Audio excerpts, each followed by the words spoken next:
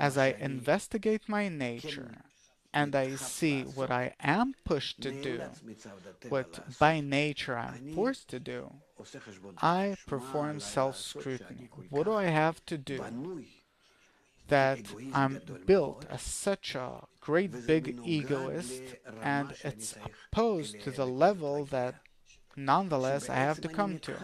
Where actually I'm pushed towards that level. I have to come to it. I'm in trouble.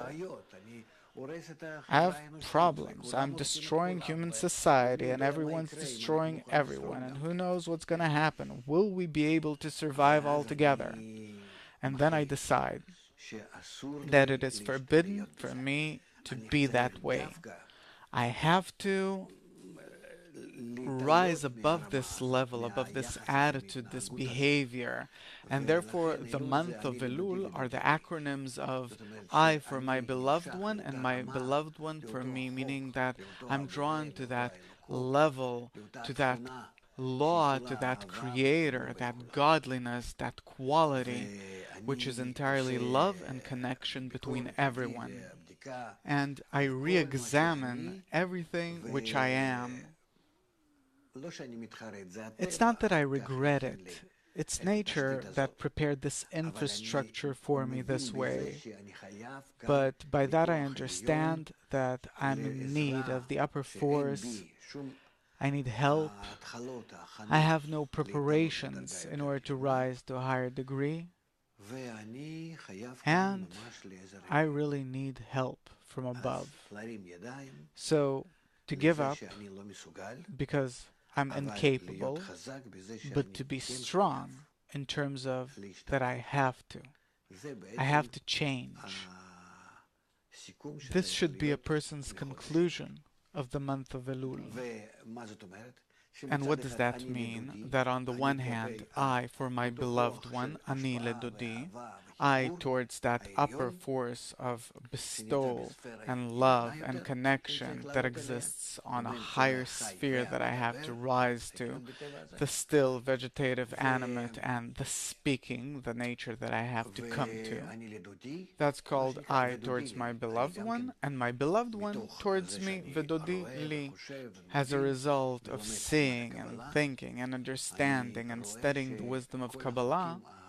I see that all the laws that we exist in are also arranged this way in order to help us to reach that degree. Meaning, and my beloved one for me. On condition that I am for my beloved one, then my beloved one is also for me, helping me rise to that degree. But on condition that I ask, that I make the calculation, that I ask for forgiveness, meaning that I see my nature is flawed. That's called asking for forgiveness?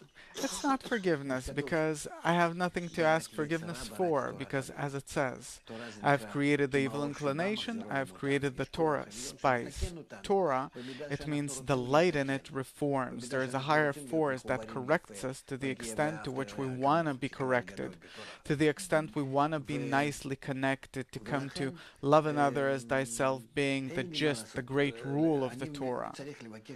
And therefore, I have to ask forgiveness for those opportunities which I had in the past year, and I did not use them.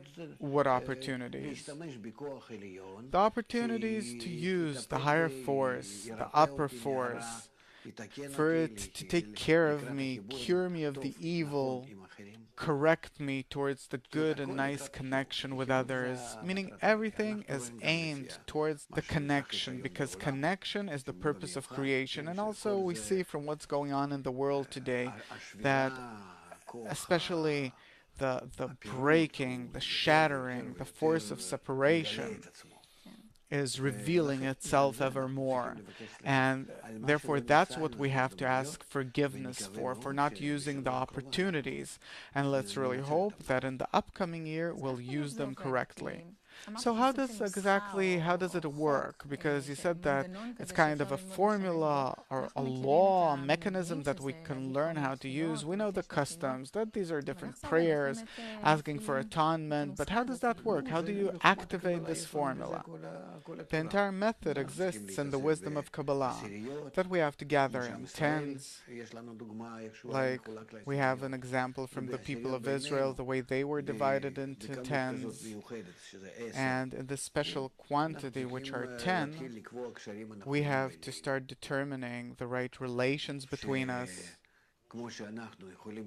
where just like we can connect to the extent to which we can connect with one another nicely, to the very same extent or in the very same way, we build a good and nice connection between us and the higher force, and to the extent to which we can build it, we come to the revelation of the Creator.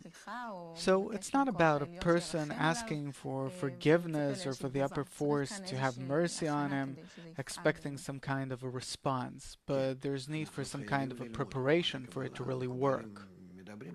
Yeah, we have to study the wisdom of Kabbalah. The Kabbalists, they talk about it, that without knowing about the connection between us, our purpose, the goal, without that we won't be able to advance towards connection. We have to know how to draw that force that will connect us.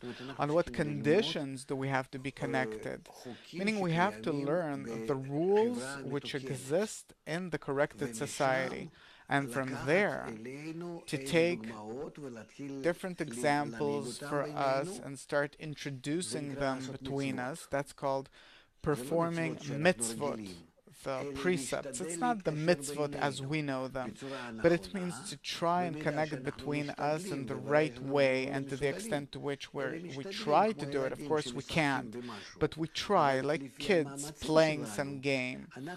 According to our efforts, we draw upon ourselves the reforming light.